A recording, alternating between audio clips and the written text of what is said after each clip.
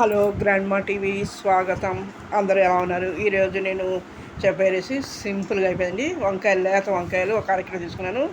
ఇవి 1-2 సార్లు శుభ్రం కడిగి తర్వాత మళ్ళీ గిన్నెలో నీళ్ళు పోసి పసుపు ఉప్పు వేసి మళ్ళీ అవి కోసి నాట్లు పెట్టి గిన్నె వేసానండి.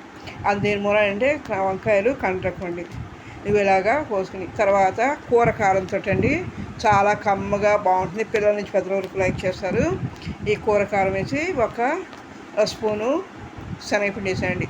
ఆల్రెడీ కూర కారంలో కొద్దిగా ఉప్పు వేసి మనం గ్రైండ్ చేసి ఉంచుకుంటాం కాబట్టి శనగ వేసాను. తర్వాత ఈ కూర కారాన్ని ఈ కాయలు రెడీ చేసుకుని ఇలా నాట్లు పెట్టుకుని ఈ కూర కారం అన్ని కాయల్లోని ఇలా పెట్టేసి రెడీ చేసి ఉంచుకోండి. తర్వాత బాండి పెట్టి ఆయిల్ వేసుకుని ఇవి ఒక్కొక్కటి చక్కగా పరచుకోండి. ఈ శనగపిండి వేయడం మూలాన ఏమవుతుందంటే కూర పొడి దాంట్లో పడకుండా బ్రైండ్ ఉంటుందండి. చక్కగా దాన్ని కూర విడిపోకుండా బాగుంటుంది. టేస్ట్ మనకు చాలా బాగుంటుంది.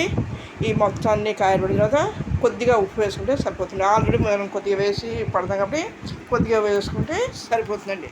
ఇది చాలా కమ్మనైన కూర అండి. సింపుల్గా 10 నిమిషాల్లో అయిపోతుందండి. మార్నింగు జాబ్ హోల్డర్స్కి అలాగే కొత్తగా నేర్చుకోవడానికి ఈజీ రెసిపీ అండి. కూర కారం ఉంటే కనుక లోపల మీకు డిస్క్రిప్షన్లో వీడియో పెట్టాను. అది అలా రెడీ చేసి ఉంచుకుంటే చాలా కూరలో ఇది ఉపయోగపడుతుందండి. నేను ఈ విధంగా రెడీ చేసి 3 నీడపండు పెట్టి మూత పెట్టండి. ఒక 5 నిమిషాలు లేతకాయలు పుచ్చుకులో చాలా చాలా బాగున్నాయి. ఇక మగ్గిపోయింది. నీళ్ళ పసుపు అది వేసి మగ్గిపోయింది. చూసారు కదా, దీన్ని అడిగి పైకి కలపండి. ఇలా కలిపి మళ్ళీ ఇంకొకసారి మొదలుతే తొందరగా మగ్గిపోతుంది.